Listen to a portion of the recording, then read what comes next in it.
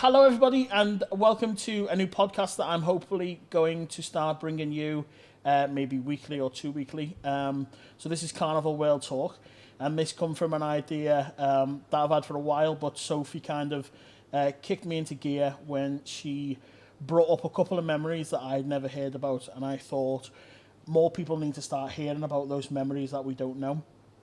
So it made perfect sense to have Sophie as the first person to start the podcast, and hopefully you're going to enjoy what we're going to talk about over the next hour. So, Sophie Simpson from Huddersfield Crusaders, over to you. So hello everyone. So I'm Sophie Simpson, and I am I was the principal of Huddersfield Crusaders. They're in a fashion and danced with Huddersfield Crusaders all my life, nearly since I was 11 years old.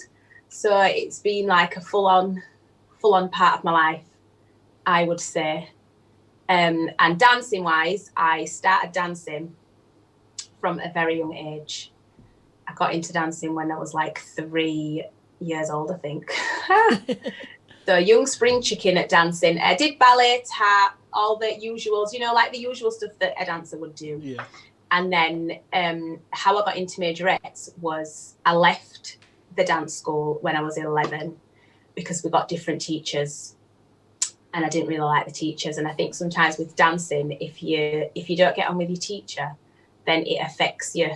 It affects how your class experience is. And I just was like, yeah, no, I don't like it. And then I saw some posters up in the local shops around, and I was like, "Oh, what's this?" I want to join this. What's a majorette? Like, it's dancing. Yeah, I want to get involved. And then got involved in majorettes, and I just never put my baton down for 20-ish years. I'm not going to say how many. That shows my age. It's crazy because you've only danced for Huddersfield Crusaders, so most people in their lives maybe dance for like 3 or 4 troops over their time, but you've literally just done Huddersfield Crusaders for. I mean we were like, we were hanging on by a thread with our little numbers, but I've always just stayed with Huddersfield Crusaders. I don't think I could dance with another team. Yeah. And how did you come about to? Because all I know is you as Huddersfield Crusaders. I don't know how Huddersfield Crusaders started, or kind of how you come into running the show, basically. So like I said, I started. So when I was 11, we had Nancy, Ziggy, and Andrea, and Kellyanne from East Leeds. Oh yeah. Yeah, so they were Nancy, Ziggy, and Andrea were the main runners of Huddersfield Crusaders, and then they just got Kellyanne in to help with the training. So when I joined, that's who they were the runners of it. But I think they must have kind of noticed something within me as well. I mean, I didn't even know that I were that good at majorettes. But so when I joined in 1994, I did we did that first season. That was the first competitive season that Huddersfield Crusaders did. But me and my sister, we didn't go to Brid that year. And then in 1995, I got put to a mascot, a tiny dance mascot. And then I went out at one competition, and they pulled me to the side, and they said, "You need to be the leader." Oh wow! So then I had to. So then me and the mascot swapped. Oh. They were like, "You're on the arena, and you're leading the team, and you're the mascot, and you kind of, obviously the mascot's not meant to do that." But I was like, "Well, if they don't know what they're doing, or I need to help them, So I was doing that, but I was overshadowing the leader. So then I got put to tiny leader then. And then I was just a leader I've never not been in, just being in the team. Yeah. I was going to say, I've never known you not to be at No, so I was just always a leader from then. And then, so obviously from 1995, then I started to help with the routines. So I started to help, making up little dances here and there, help with the training. And then 1996, so Kellyanne was still training us until I think about halfway through 1996. And then we had a little bit of a disagreement at training, and then we just parted ways. So then from 1996, then I became the trainer of Huddersfield Crusaders at about, 12-year-old. Wow. It's about 12 going on 13. Wow. And I'm like full on training. And I'm thinking, I haven't even been in majorettes for like 2 minutes. So then from then, so I was like training then all the way up, and then I got on the committee, I think when I was about 14, so it wasn't long, and then they put me on the committee then because I was kind of like organising stuff, so just organising as comps and stuff, and I used to always be like full on, like especially with like the scores and stuff, I was like proper, like I wanted us to be better. I was like, oh, do you know, I'm like full on with getting all the scores and stuff. I keep my little sheets and stuff. I'll show you this actually. I took this out. So I used to do these little things. Okay. And then, so that says all the competitions that we had in 1997. Wow. And then like I'd do all the scores on the back. I'll just take one out. So all the scores are on the back because we wouldn't get them. Wow. So I used to write all these down and thinking, right, so I'm like this every time. And then, so in 1996, when Kellyanne left us and I started doing the routines, we didn't get placed at Brid. And then from 1997, every single one of our sections got placed at Brid. Wow. So just like, so it wasn't even like a long space of time. So about a year and a half, then after, we just started moving up then. And then we kind of just made a bit of a name for ourselves. Yeah, definitely. And it kind of, how did it evolve in you kind of taking over fully? Was that another kind of progression in terms of? Yeah, kind of. So when I'd got on the committee, and then it was just the case of we had Anne, did we have? Anne, Lindsay, Denise, Leslie, and then Ziggy and Andrew and Nancy, and then they left quite early on because we had Pat as well who runs Silver Stars now. Oh yeah. So Pat was involved in our troop, and to be fair, we Huddersfield Crusaders nearly were Silver Stars. That's a secret story that nobody knows. Wow. That's amazing. So we were happy. So this was like I said, when it was going on in 1996, when we weren't happy with the training, when we parted ways with Kellyanne. Before then, we was gonna take half of the members and we were gonna create Silver Stars. Wow. So we'd already started training some routines in this little scouts hut. I'm still going to Huddersfield Crusader trainings, but thinking, we're going to leave soon anyway. Wow. So we're doing that. So we created Silver Stars, and then but then we went back then because obviously then it went, and then I was kind of like, right, it was all us then. So we was able to do what we wanted to do. Yeah. So we stayed in Huddersfield Crusaders, but then a few years down the line, Pat left. She left Huddersfield Crusaders, and then she created Silver Stars that was separate to us. Yeah. And then it was just from people on the committee just leaving, just not having the time. I mean, majorettes takes up a lot of your time. Yeah, and sometimes I don't think people realise. And obviously down our ways, although it's a kind of committee run, I feel more up your ways. There's a lot more of a committee feel where it's how to describe it really. You know, it's kind of like a committee is joined up together who maybe don't have an interest in majorettes but kind of come together for the good of an activity. Just for like something for the kids to do.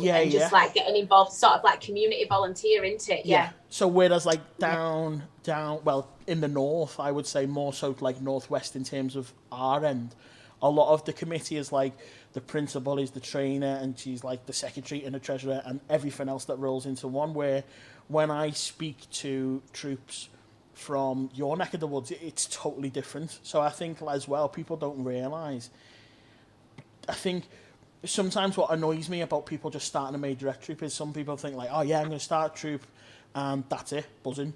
But then there's so much work that happens into it, and obviously your passion for majorettes has just kind of started from like such a young age that you've just realised what needs to happen in each one of those. Like, I need to be on the committee, I need to see what's happening like in the boardroom type thing, not just in the training hall, do you know what I mean? And I suppose like having that, you know, having that knowledge from such an early age, you can see why it's progressed and gone on for so long, having like you at the wheel type thing, really. Yeah, it's crazy how like you say, so obviously having all those different roles in the committee, but then it's like once it came to a stage, I'd kind of like moved up and I was sort of doing nearly everything as one. Yeah, and then I people are was just doing kind like of meeting up and going, "Oh yeah, Sophie, like whatever you want to yeah, do," and then it's like, "I'm just here for." yeah, I know. But then I think, like I say, so I think like my passion for it as well. It got to the point of where like I do want to commit. I don't want to do everything, but sometimes it got to the point where certain people on the committee weren't doing what they're meant to do. Yeah. So then it doesn't run, and I like things to just run smoothly. I like things to be planned. I like things to be set out. So I'm like this me, and I know what I'm doing, and I don't like things to be just not set in the right way. So I think sometimes it was like, well, all right, if you're not going to do it, then I'll just do it myself. So then I just took on more stuff, and then that's how it came to me. Just then basically being the principal, the trainer, the treasurer, the secretary. Seamstress at times.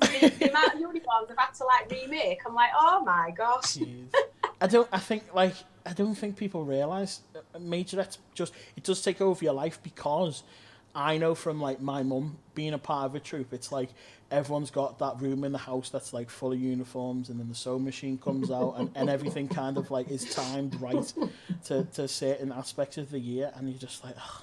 And my dad always used to say, God, when does this season end? And be like, his time was like October to kind of like March, and then it'd be like, right, that's it again now, like 6 or 7 more months worth of competitions. Yeah, but it just never ends. I don't feel like it ends. It's like you think, oh yeah, it's like everyone would say, oh yeah, we've got majorette comps. No, we can't do this. We've got majorette competition, and then it's like when we haven't got majorette, we've got training. We've got. They were like, no, we can't. We're going to majorette training. We're going to this, and everyone like around these stages used to say, right, it's the majorette crew. When they'd see us twirling as buttons, we used to be in Asda. They'd like see buttons going over aisles. Oh, majorettes are in here. Majorette crew. So it's just crazy. It is just crazy how much of a kind of it just ends up like a massive family feel. So in terms of like you planning your life, it comes around majorettes. I know that when it's like, gatherings, and you're like, so, someone needs christening, and you're like, oh, well, it can't be that day because, it's this comp, or it can't be that, and holidays and things like that. So I know, and it's just so funny trying to explain to people when you're like, oh, I can't do that. Well, why? You just wouldn't understand, and then you're like, no, it's like big championships, or it's this, or it's that, and then they're just like, yeah, but it's majorettes, and you're like, yeah, but it's not just majorettes. You don't get it. No, it's not. Exactly. It's not like I went to university, and I went to university in Liverpool. Oh, did you?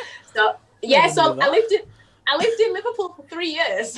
Oh wow! And went back to Huddersfield for training. And so so I used to go. I'd tell them what they needed to do on the Wednesday. We have training on Wednesdays and Saturdays, and I couldn't make it. If I could have made it on the Wednesdays, I'd have been there. Yeah. But like my dance classes went later, so I'd used to send them what they needed to do on the Wednesday, and then I'd go home Friday night. I had a Saturday job, so I'd go to my Saturday job in the Saturday day.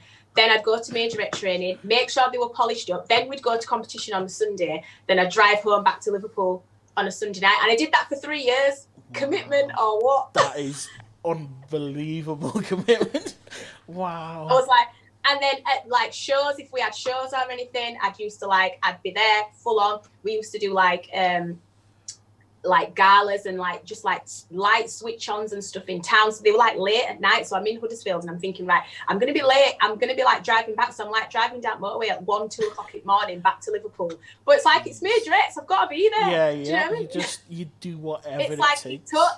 It totally takes over. And like, it's mad how like you can just get so sucked in, but and then you just can't come out, but you don't want to come out. It's an enjoyable experience, you know. That's the thing for me. I just feel that like no matter how many times you trick yourself of coming out of it, you're always going to end up back in, whether it's through like nieces or cousins and nephews, whatever. Do you know what I mean? And for me, I feel that from personally like knowing you and knowing a couple of your team, I feel that it's like it's Huddersfield or nothing. Like nobody would ever feel of going outside of the kind of the clan, so to speak. And I hate those people Yeah. who just troop hop from hop and you're just like, you just have no loyalty, like, you know. And it goes back to like, you know, when it's kind of like the whole, you know, kind of you're building that bond and you're starting it at such an early age that like those people just stay there, and that's what they want to stay there for because they just enjoy it so much. And for me, that's what Majorette is definitely all about. Yeah, Really. and exactly. I think as well, like with our team, a lot of us, the core group of the Crusaders, we grew up together. So we went like to the same primary school. Wow. So we knew each other, and then we went. So obviously, when we was going into Majorettes, it was like the time we were going to high school. But some of us still went to the same high school. Then they were like a main street that we used to, like we lived on. Me and my sister lived on it. Then Kat lived on it. Lisa lived on it. Amy lived on it. Shelley was just up the stairs across the Snicket. Kayla was around the road. Tara was around. So we were all so close together. So every day we used to be like, we'd be together doing majorettes. We used to do like majorette competitions in our garden because we had like a massive garden. We had like two grass areas, and my mum used to hate it because there used to be a line down the middle of the garden that used to be our march on, and there was no grass. down the middle of the pathway, there was no grass in this bit because we'd just been like we're doing march on. No, Mum, we're practicing because we couldn't do it in the house because we used to break the lights, so we have to go outside. And I think exactly what you've just said. I know personally sometimes when I've kind of obviously I started watching. And then I obviously grew on to judge. I think most of the times it was the thing about you as a team was just, I think everybody kind of knew what everybody else was doing. It was always like I don't know how to describe it really, but it's just that everyone kind of knew like, oh, she's just done that, so I'll do this, or I'll go this way, or like, I can see by Sophie's eyes I need to move in, or I need to do this. Do you know how many times that happened? So there was one time, me and Lisa were on the arena, and it was when you were allowed to use, well, not allowed, but we used to use different size battens, which was annoying. But it were like, so obviously we're all different sizes, and we used to have 26s, 24s, 22s, and then it's annoying when like I'm a size 26 and I'm getting a size 22 batten. I'm like, I can't twirl this. But there was a point when me and Lisa were on the arena, and Sharon Ellis had given us back the wrong battens. So I'm like, right, where is she? Because I'm looking and thinking Lisa's got my baton. So then we saw each other, we clocked each other. This was like in the spa. We clocked each other. They were like a bit in the routine. Everybody was going to do a spin. So I looked at her and we just swapped battens. Wow. And so what meant to I'm like, I'm not keeping this baton. So we both swapped at the same time, bam, and then we just carried on. And then the rest of the team didn't even know. So then we said, watch the video, look what we did. And they were like, oh my God. Like, we just knew. Just got to do it, yeah. But like, there's so many times when we've done things like that. Like you were saying that we're quite solid. Sometimes we'd be lined up, so on the arena line, ready to go on before they've announced the names, and someone would say, "Oh, can we just do on this bit? Let's just change that instead of that." Then I'd be like, "Right, okay, so what we doing?" And then we'd all just be like, "Right, okay, right." Then they'd say, "Huddersfield Crusaders," and we're like, "Right, okay," and we've just changed the routine. Wow. Like 2 seconds before we've gone on, but we could do it because we were that solid and we were that in tune with each other. Like back in the day, like at its like peak when we had all as peak Crusader members, like we could easily just change like routines, like totally. Yeah, good times. Yeah, definitely. So I suppose when you mention good times, I suppose we should take a little trip down memory lane. And I think, like I said, this was the whole reason why to start this podcast, because I feel, and I was chatting to someone today about it, that obviously people down my end will have no idea what it is to dance at the spa. Exactly.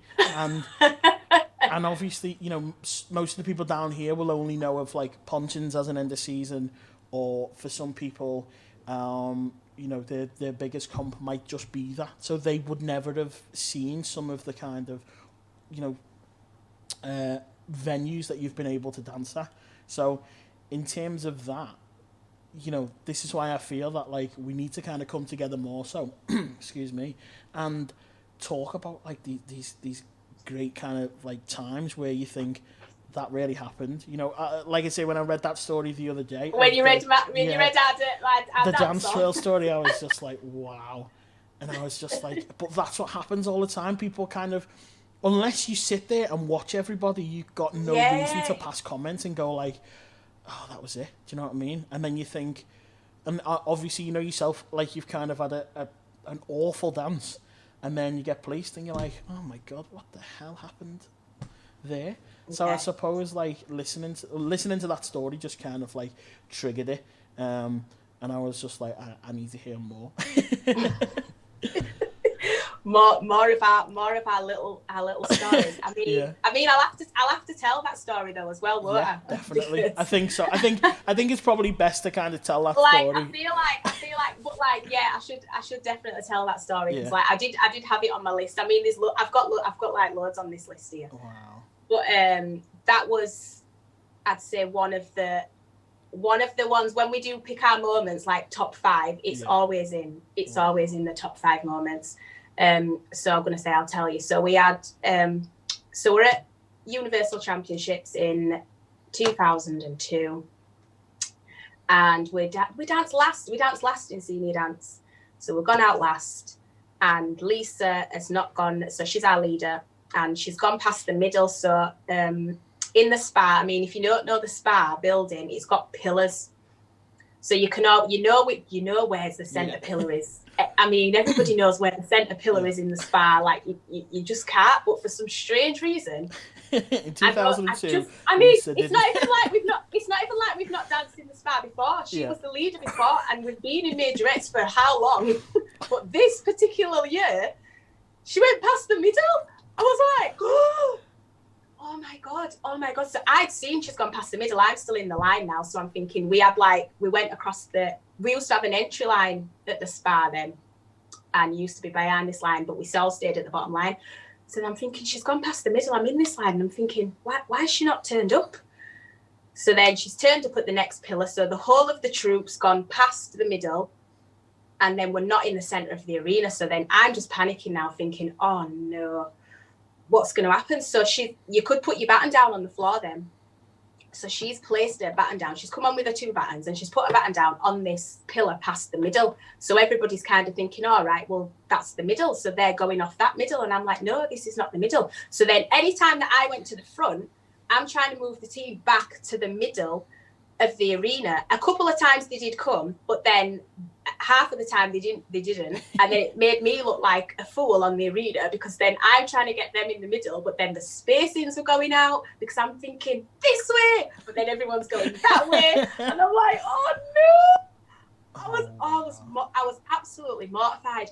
And so then we're marching off, and then we're coming off. We've got this really, really quick march off. So we're marching off, and then we've come nearly off the arena. Then we've got Shelley having an asthma attack.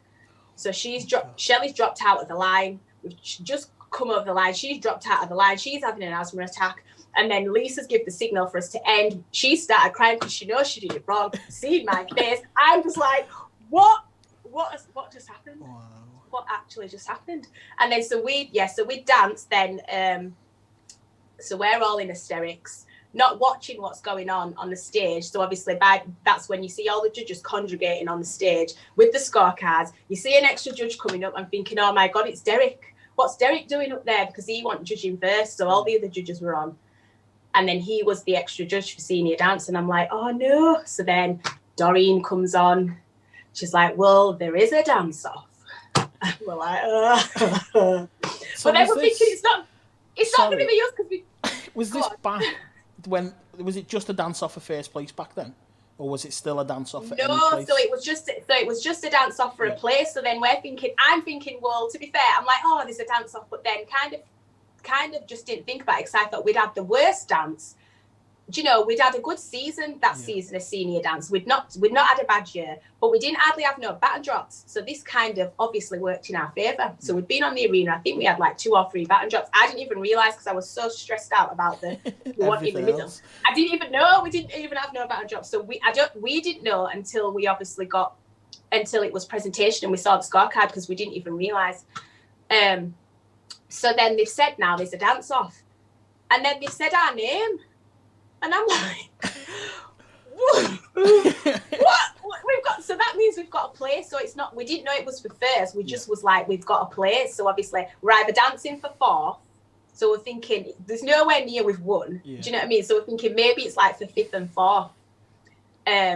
So we're like, right, okay, we've got this dance off now. But then we've just danced, so we're really like, we've just done this 15-minute routine. Like I said, Shelley's had an asthma attack. We're trying to get her composed. I've got to go to the stage for this coin toss. We lost the coin toss, so the dance off was against Bridlington Red Admirals, and they chose for us to dance first, which I was not happy about. I was like, oh. Do you know, like, it's not sportsmanlike, that is it? Yeah. Do you know, we've just come off the arena, and you can see that I've got a girl that's laying on the floor here. She can't even hardly stand up. But they said, we want them to dance first. We want to dance second. So I was like, right, do you know what? Fair enough. I just walked off, and I was like, right. Just do it. I said, so I went to the girls, and I was like, right, look, we've got to go back on. Like now. So then everyone's crying. So everyone just started crying. Then we're getting Shelley and her inhaler. Catherine comes over, so she was judging, but she were like the first aider then. So she's got Shelley's inhaler in her pocket, so she kept it for when she was on the arena. So Shelley's like this with her chest, and we're all getting up. I was like, oh, this is just, it's just too dramatic. Like, so then we've got lined up then, and then so everybody then in the spa kind of like felt sorry for us. Yeah. So we got all these massive cheers, which then just made us even cry even more. So like we're getting all these cheers, like we've not even been announced on, we've just gone as lined up, and then everyone's standing up and everyone's cheering for us, and we're just all like this, just stood there thinking, we can't do it, how are we going to do it? So then I've said to Lisa, I've gone and showed her, so I took her to one side. And I said, before we've done this, I've gone and I've said, right, look, this is the pillar. You stop at this pillar. She's like, right. I said, look, you need to, if you don't stop, you need to stop at this one. I was like, oh my God. So then she's like, right then, because then she was scared then, because I'm thinking, don't you dare go past that one now. Yeah. It's that one. So then we're all lined up, and then Doreen's obviously said, she's come on the mic, and she said, you know, they've got to go on again. She says, so give them all a round of applause. She says, you know, she's sorry they've had to go on again, but, you know, it's a dance-off, so we had to do it. And then everyone's again give us a big cheer. And then as Michael Jackson's song comes on, we were using Beat It. So these beats come in, doom, doom. And then we're all, like, meant to be stood like this, but we're all like this in the line.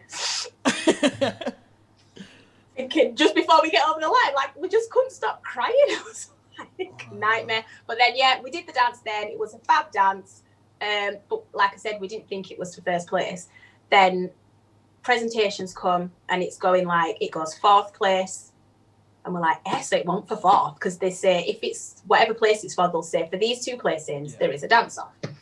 So then it gets to third, no dance off. So then we're thinking, it's for first and second. Like, how did we do that?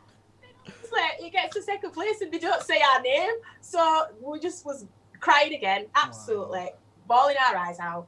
So then we won senior dance, and then after presentation, Derek came over to me and Shelley, and then he explained that how it had been done. So he was like, he said he'd never seen it before. He said because we'd got the lowest score on our dance because we'd had a bad day, but we had less baton drops. Everybody else had a good dance, but they'd had so many baton drops, it pulled them so far down and put us into first place. He said he'd never seen it happen. He'd never seen it happen before. I was like, oh my God. So yes, he's explained this story to us. And then because we got the senior dance trophy, I'm going to say the trophy's there. Yeah. We got the senior dance trophy, but because it was like such a mad crazy story, they gave us two, so we got two trophies for the price of one. So what day did that happen? Was that close to presentation, or was that like, you know, did you have another 2 days to wait of just? No, yes. So seniors went out. So we used to go to Brid Saturday to Saturday then. Oh wow. So we was in Brid a whole week. Wow. So we used to do Rose Bowl. At the beginning, we did Rose Bowl did we do the Rose Bowl on Sunday and Monday? I think we did Rose Bowl competition Sunday and Monday. And then seniors danced earlier on. So I think we had a few days to wait till presentation. Yeah. So because seniors danced early on in the week. So I think we might have danced like Tuesday or Wednesday. Wow. And then we had to wait till Friday for presentation. Wow. Friday, yeah. So we went home on the Saturday. Yeah. Yeah. So we waited till Friday. It's like, it's agonising when you go to a weekend away and you dance on the Saturday and then it's just the next day and you're like, right, I know I'm going to find out tomorrow. But when it's like, I know I've got to wait like 3 more days now to find out. I've got to wait. Like, wow. Yeah, and especially like, because when it's a dance off, because you just don't know. You're thinking, oh my God, but then because we'd had such this bad dance, like I'd written us off. Yeah. I'd totally written us off, or thinking we've got no chance now, that's it. And then for us to obviously do that, didn't have no baton drops. We're probably so. I mean, to be fair, the other half of the girls were oblivious that we weren't in the middle. When I said to them when we come off, they were like, "Oh, I thought we were in the middle." No, we wasn't. There's me. I was like, "Oh no," but I got a bit pulled as well actually, because Sharon Ellis knew she was saying by my face. She said, "I can tell there's something wrong by Sophie's face." Yeah. You know, and like the judges that knew us used to write our names on scorecards. Yeah. So yeah, we'd get thing, but yeah that was a moment. Yeah. So next then, what we in store for next? Ooh. Well, I'm gonna say, so I know you asked for like good memories. Yeah. And well, we have got loads bad, whichever. Yeah, well no, I'm gonna say, so we're gonna say about our we got there was a time when, I'm going to say this isn't a good time, but we got disqualified. Oh, wow. Doesn't sound like Huddersfield Crusaders. No, but you know what? It wasn't for, like, we didn't do anything bad. Well, I'm saying that we didn't do anything bad. We don't think we did anything bad. Because we obviously got to go back to the association, and I don't think that's ever happened neither. I think they've only disqualified one other team before, and that other team never was allowed to go back. But so this was in 2008. So the 2 years leading up to it, we were kind of getting picked at just on our scorecards, just by little stuff. So I think I'd say probably like 2003 to 2000 and like I say 2007 were like our peak years. Yeah. So in senior dance, senior pom, senior, we did like, that was a mixture of senior military and senior themed. Those was probably our peak years, and our timing was spot on. And it got to the point where they didn't have much to say on a scorecard. So we're getting like petty little comments. So I kept sending in these emails to the committee and saying, look, it's not justified. You can't write these things on the scorecard. So we got in. So when we were doing themed, we did superhero themed. And one of the comments on our scorecard, I mean, we're doing superhero themed, so what do you expect us to wear? But a comment on our scorecard said, your uniforms don't go with your theme. I was like, what do you want us to wear? Like, we all had on a superhero outfit, like, and we'd gone to town with these outfits, full on, like headgear, boot toppers, makeup on, masks on, and we had different superheroes because at first we were like, I had to like let them know that we were going to wear different. Yeah. So obviously in the rules it said that you've got to have the same majorette uniform, and I was like, well, our uniforms are not the same, so we're going to wear different, and they allowed us to do that. But then just getting comments about little things like that, and I'm like, no, that's just, you know, it's not on, because what would you expect me to wear? Yeah. So we weren't happy about that. So then they were like picking at the themes, and then in senior dance, it got to the point where we could at the beginning of the section we could go and we could look and see what judges were marking, and we could guess. Well, not even guess. We could say what place we were going to get. So it got to that point. And we were just like, we were getting fed up, and we kind of was losing our crusader spirit, which wasn't really good. Yeah. So we got to, we'd gone out at a pom competition, and we'd won the pom competition before, and then the week after, it was so I think a couple of judges, what we said, we predicted it, and we got fourth. So we'd won that com, and then these judges came on, then we'd got fourth and we predicted it. So we brought it up again. We weren't happy. We're like, right, we've got one comp left before we do the break. So we had, it would like before Subi, we had like a summer break. So we're like, we'll do that July comp. So we did the dance twirl comp. And then it was, we'd dance seniors. We thought we'd had an all right day. We didn't have a bad day in senior dance. Like our senior dance was, we had a really fast routine then. And like, you know, we didn't have a lot of drops that day. It was a good day. And then one of the judges came to me and Shelley. It's always me and Shelley. So it's like, you two, come on. So one of the judges came to me and Shelley, and they've said, so this is before presentation, and they've said to us, I'm sorry about what's going to happen right now. So so we're like, what? So they've come and said, we're sorry about what's going to happen right now. I'd put you in first place. I've marked you as what, you know, what, that's where I feel like you should be. Yeah. But he said, you know, what's going to happen now? He says, have nothing to do with me. So this is before presentation now. So now me and Shelley have got our backup now. So I'm like, no, how's a judge coming over to me and saying that before presentation? So then we've gone on presentation now. And then, so like I said, our seniors were like up there then. So then seniors has got like fourth. And whereas it's been getting first place, it's got fourth. And then obviously we've looked at the scorecards and then we've seen these certain judges have marked us down again. So then we weren't happy. So then we'd gone home after the competition and we were saying, right, that's it. We don't want to do majorettes no more. So we kind of decided in our hearts, you know, and it got to the point, you know, we didn't ever want to leave majorettes. Yeah. But because we were just getting put down all the time, like, I mean, be constructive. I don't mind if I've done something wrong in the troupe and I need to change it. If you're telling me about the degree of difficulty is not good enough, or our timing's not good enough, or tell me what we need to do, but don't be petty on the scorecards and just mark us down for no reason and don't justify it. So yeah, it got to the point where it was like, you know, we weren't enjoying it. So we're like, right, we're going to leave. So then we'd gone home. We decided that we weren't going back to no competitions. But Saria and we had like a website, and it was our own website, so our own personal website, and we had like our own little forum that we could talk on. But it was a public forum, so people could see it. Yeah. So I mean, maybe it was a little bit in the wrong. But Saria and Shelley went on this forum. I didn't know they'd gone on this. So, I mean, if I'd have known, I'd have told them not to go on it. But they'd gone on this forum. And then they started saying all this stuff, slating, cussing out on this thing about, yeah. And I'm like, no! Why did you put it there? So they've said, but to be fair, everything they said was true. Yeah. But I said you could have said it it was just the way the words.